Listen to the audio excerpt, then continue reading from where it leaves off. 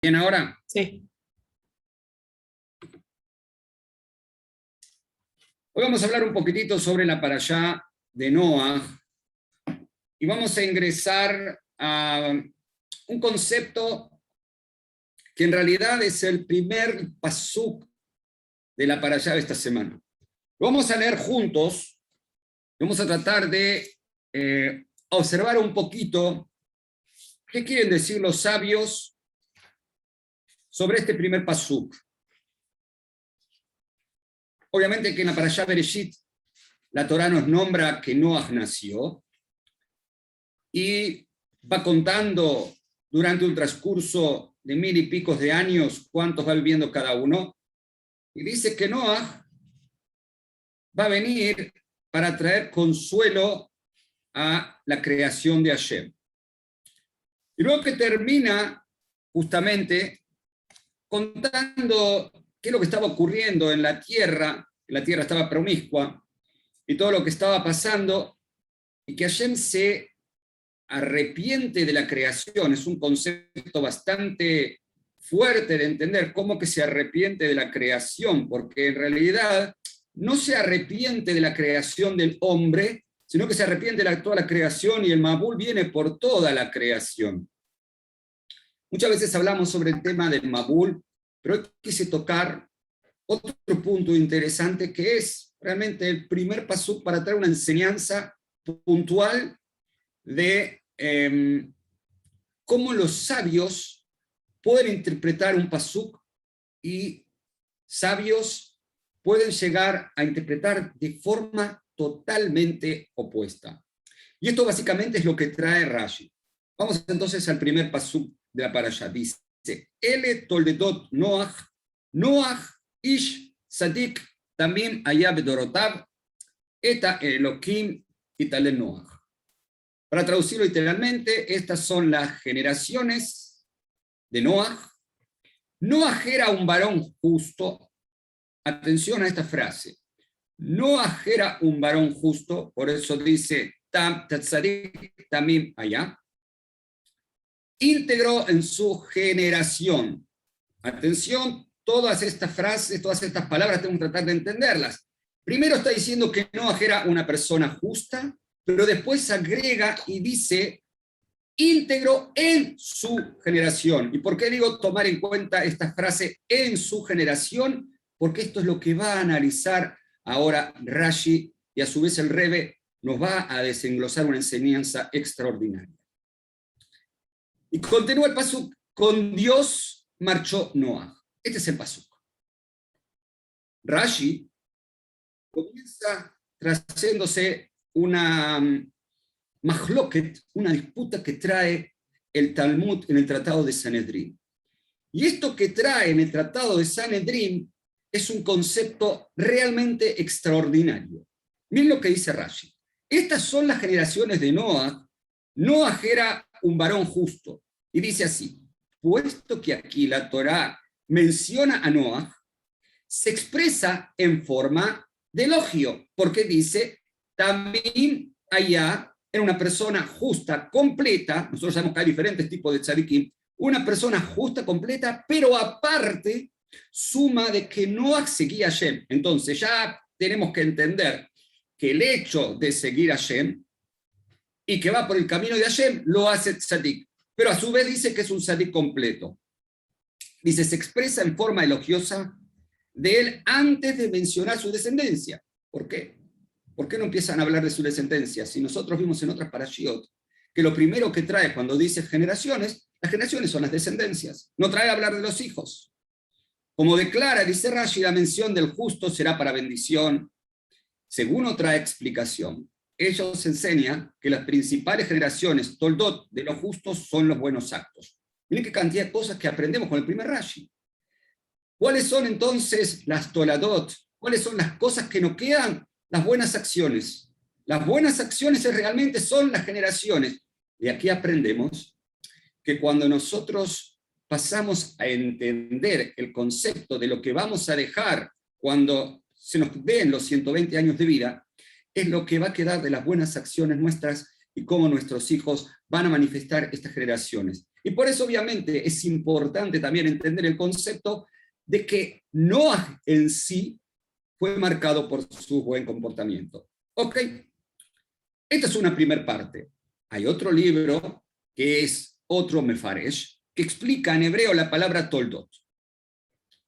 Hay muchas formas de traducir la palabra generaciones, ¿está bien? Pero Toledá viene de un término, aquello que genera.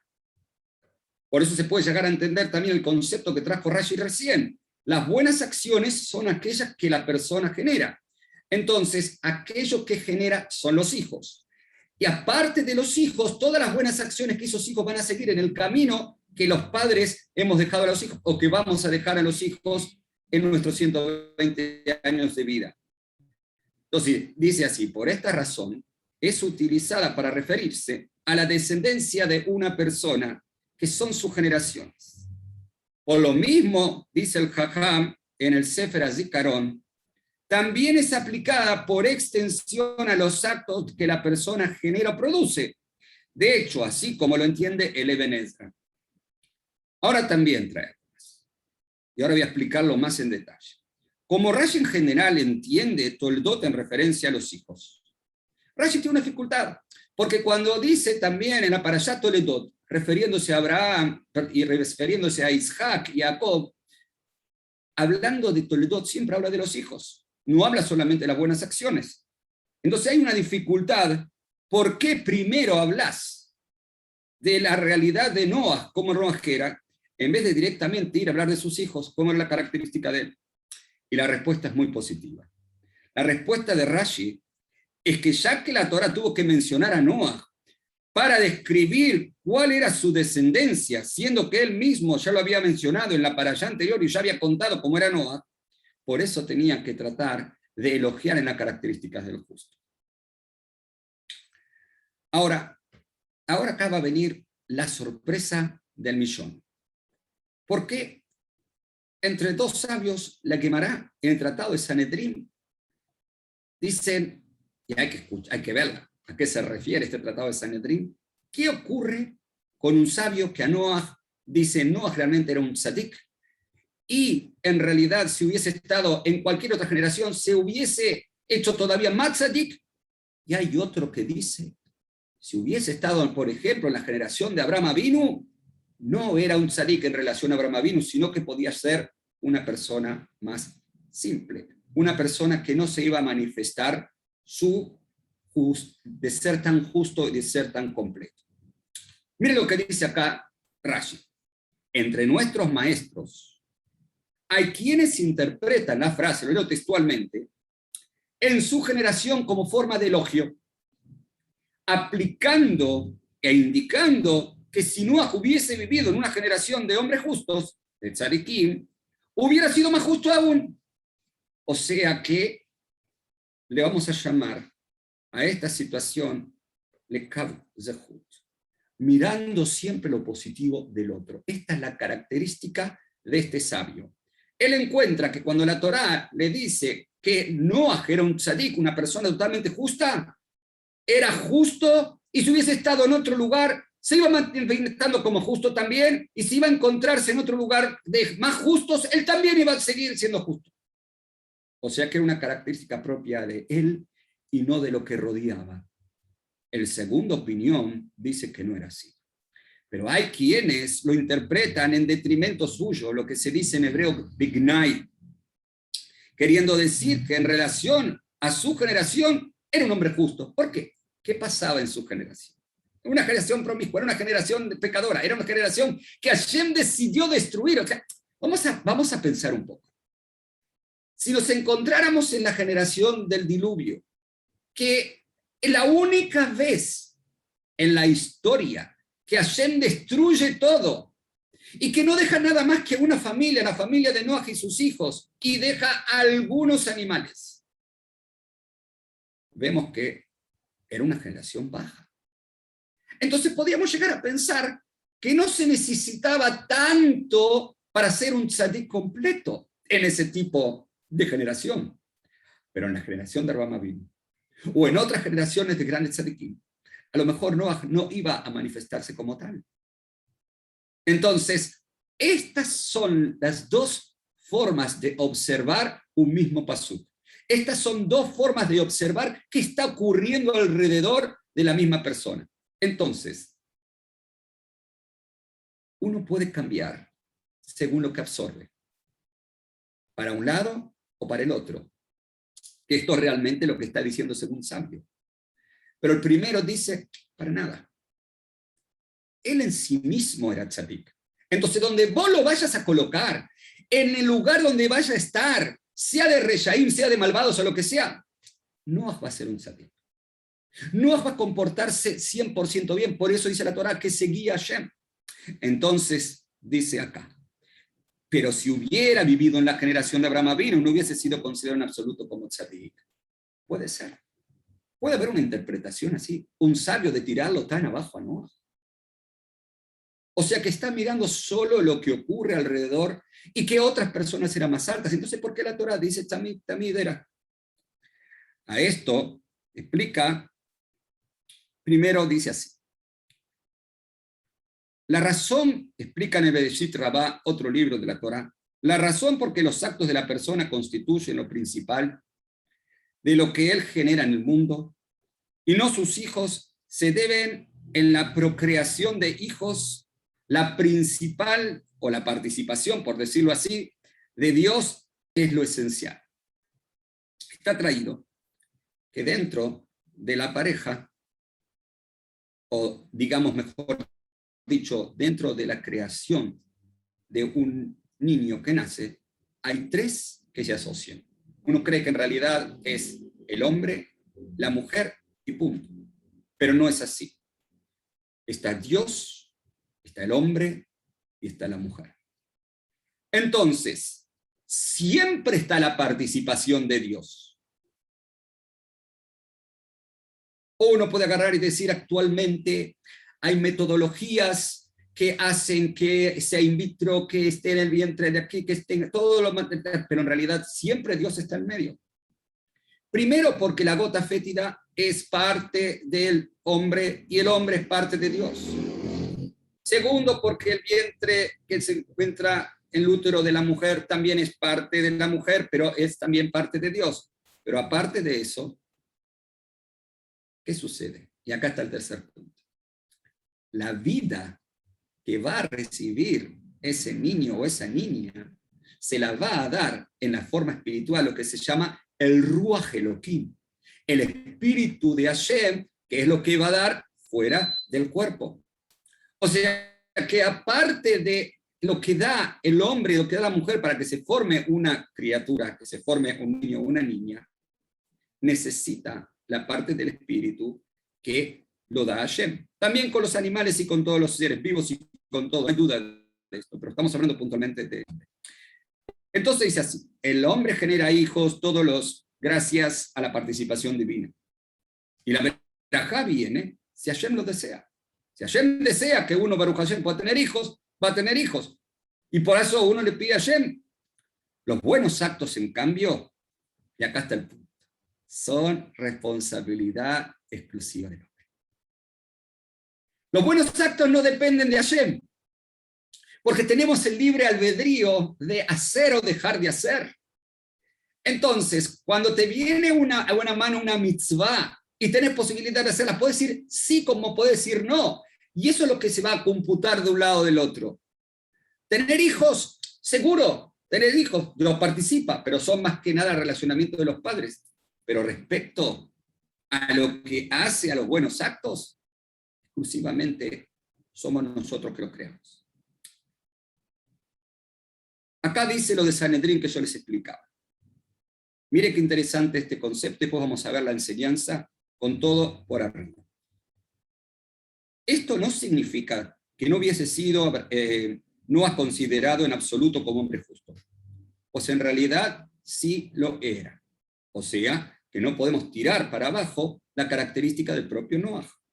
Simplemente, dice el sabio en la Gemara Sanedrín, quiere decir que en comparación con Abraham, no se hubiera distinguido por serlo.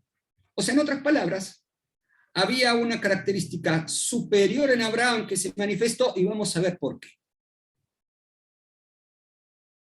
Abraham era un judío, el justo más grande que Noaj, porque como dice el versículo, y acá dice, Noaj andaba con Dios. ¿Acaso Abraham no? Seguro. Y entonces, ¿qué más tenía Abraham Avinu que Noaj no tuvo? Y esa es la pregunta del millón. Esto dice, implica que principalmente se dedicaba Noaj a profundizar su relación con Dios.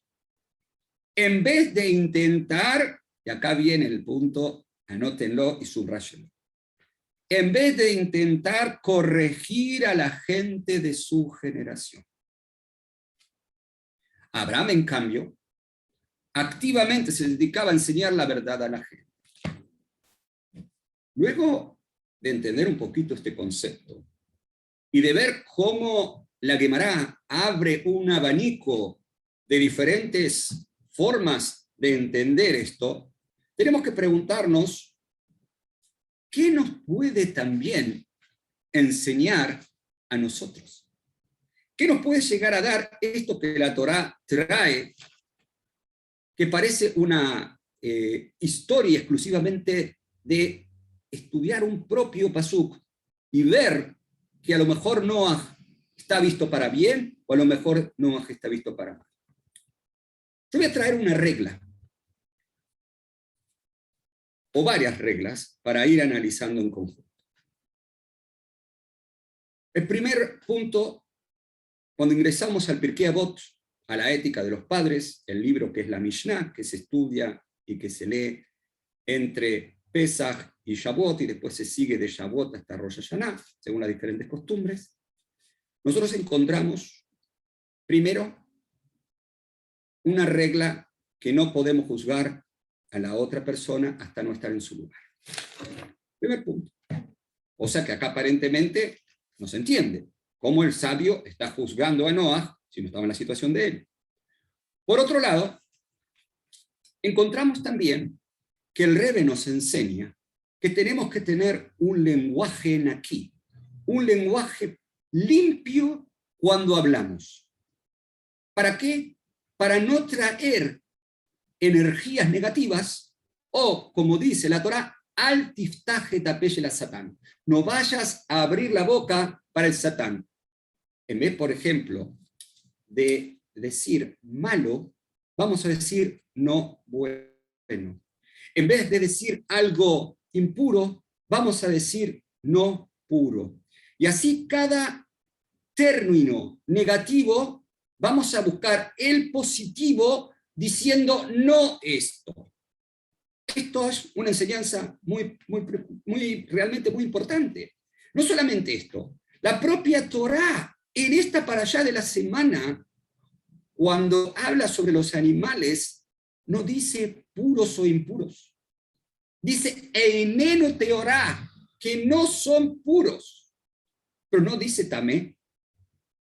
Ahora, hay en situaciones que sí debemos ser claros. Por ejemplo,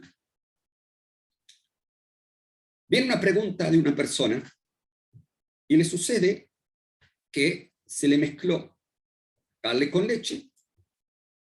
Obviamente no entramos si fue por error o no por error, se mezcló carne con leche, carne kasher, leche kasher, se mezcló. Sabemos que está prohibido mezclar carne con leche. Entonces, va a preguntarle al rabino si está permitido o no. Si es taref o si es kasher. Ahí no vamos a decir no kasher. Hay que ir directamente al grano. O, por ejemplo, cuando vamos a comprar un alimento, kasher o taref. Tenemos que ir claramente. O, por ejemplo, cuando la mujer que está impura, no podemos decir no pura. Tenemos que decir puntualmente que sí está impura. Porque la halajá nos obliga a la situación de la ley a ser clara. Ahora, ¿por qué es necesario en la halajá sí ser claro? ¿Por qué en algunas cosas tenemos que decir puntualmente el tema negativo y en otras cosas, por ejemplo, tenemos el tema positivo, como por ejemplo en este caso? Cuando hay una halajá no podemos equivocarnos. Y si yo, por ejemplo, digo no puro, en vez de decir impuro, puedo llegar a traer confusión. Entonces, en esto los sabios no discutían. Pero cuando se trata de historias, cuando se trata de comentarios que no hacen a la ley propiamente dicha, entonces en este caso podemos decir terminologías que no sean peyorativas, ya que la Torá en general nos obliga a cuidarnos de nuestro lenguaje.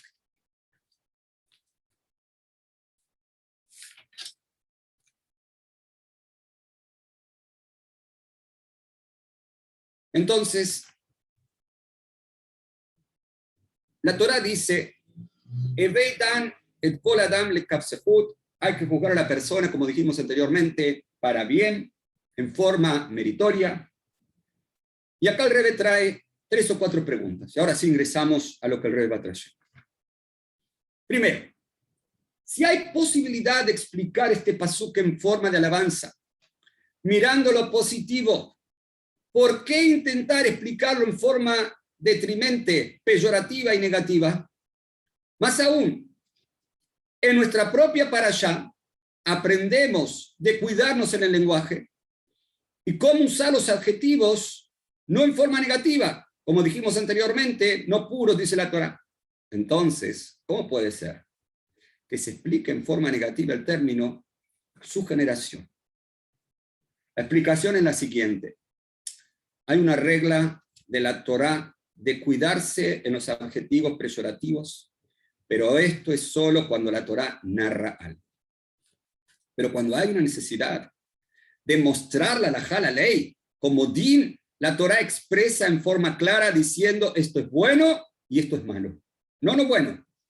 Esto es puro y esto es impuro.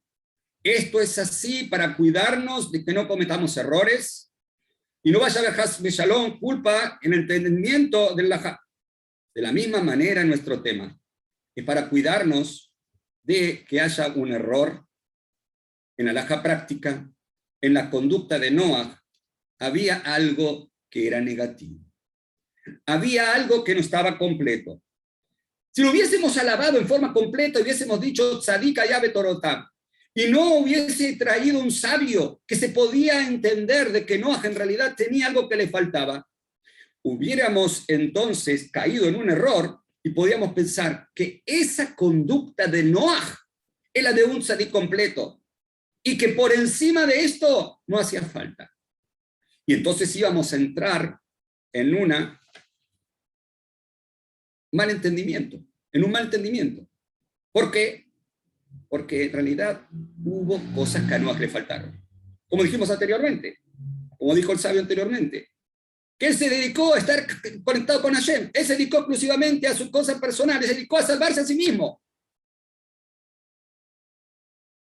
Él no fue y hizo tefilá por los otros. Él no fue y provocó que hagan teshuvá y le dijo, mire que Hashem va a hacer un diluvio y si no reaccionan, todos van a morir. Y la única opción es salvarse a través del arca. Él no dijo eso. Él construyó el arca por orden de Hashem. Esperaba si ellos se iban a dar cuenta que algo iba a pasar, entonces podían hacer teshuvá. Y ese es otro de los motivos por los cuales tanto demoró en hacer el arca. Y la Torá cuenta que lo veían todo el tiempo y le preguntaban a él, pero nadie se inmutó. Al contrario, no lo creían y lo trataban de loco. Lo trataban de como hoy podíamos llegar a decir del tzadiquito. ¿Cuántas veces a uno le dicen, vos sos un tzadiquito, vos vas al templo, estás en otra? ¿Cómo vas a ir al templo si podés jugar al tenis? ¿Cómo vas a ir al templo si podés salir, si podés pasear? ¿Cómo vas a estar pensando en eso? No seas un tzadiquito. Ya pasó. Entonces, el tzadik completo no es el servicio de Noah. Por eso era necesario también verlo en forma peyorativa, para saber que hay un servicio divino más elevado, y por eso teníamos que entender qué hizo Abraham y qué hicieron otros sabios que sí los podemos llamar tzadik tabim, y eso es realmente lo que nosotros tenemos que entender. Nuestros sabios dicen que Noaj no pidió misericordia por las personas de su generación, no como lo hizo Moshe. Moshe rezó por ellos, pidió y pidió y pidió, y hasta dijo: Hashem, borrame del libro si no lo vas a perdonar a mi pueblo. Y se la jugó por Bené Israel en el pecado del becerro de oro. Por eso nos muestra que Moshe Rabbeinu podía pedir misericordia por Bené Israel en mérito de los patriarcas. Sin embargo, en la generación del diluvio no había un mérito para apoyarse en ellos. El único mérito que podía llegar a haber para que hubiera teshuvá, para que pudieran realmente volver al camino, era el propio Noaj. Entonces, ya que él no se preocupó por los otros, ya que él no intentó que hicieran teshuvá, no era un servicio completo. Entonces sí, tzadik era. En su generación era un tzadik. Pero obviamente, si lo comparamos con lo que hizo Moshe Rabbeinu, y a lo mejor hubiese estado Noaj en esa situación, volvemos a la disputa. Ese mérito, él tenía que apoyarse en esto, porque con esto a lo mejor iban a hacer teshuvá. Pero el hecho de pedir misericordia lo tomamos como algo no positivo, porque no lo pidió. Y entonces por eso está el término que se usó peyorativo. Esta es la alajá que nos enseñan los jajamim, Ledoroteinu y Legnai en forma peyorativa. Y acá viene la enseñanza para nosotros. Si quieren, lo escriben, o si no, después lo van a ver nuevamente en YouTube. Baruch Hashem, hay más de 120 shiburim que Baruch Hashem, gracias a Ceci, tenemos en YouTube. Pueden mirarlos por los temas que les interesen. El Yehudí debe saber que en cualquier situación debe pedir rajamín por su prójimo. Hay que pedir por el otro. Mismo que el otro, el prójimo, se conduce de una forma negativa, debemos conducirnos como hizo Moshe Rabbeinu, que fue el ejemplo. Exhortó a Dios con misericordia y pidió misericordia para Bené Israel, para que sea salvado. Y no como hizo Noaj, que no pidió por su propia generación. En este punto debemos también pensar en nuestro servicio con el otro judío, con el otro judío. Y acá viene algo más que el Rebbe agrega. Uno a veces cree, o considera, y realmente lo hizo mucho, movió mucho para tratar de que la otra persona recapacitara, que la otra persona volviera al camino, que la otra persona se conectara.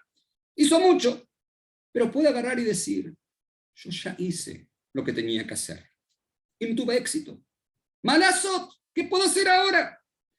Dice la Torah: mismo que hiciste todo, debes agregar y pedir a Hashem Rahamim para que Hashem tenga misericordia por la persona, o por las personas, o por el pueblo, o por la congregación, como fuera.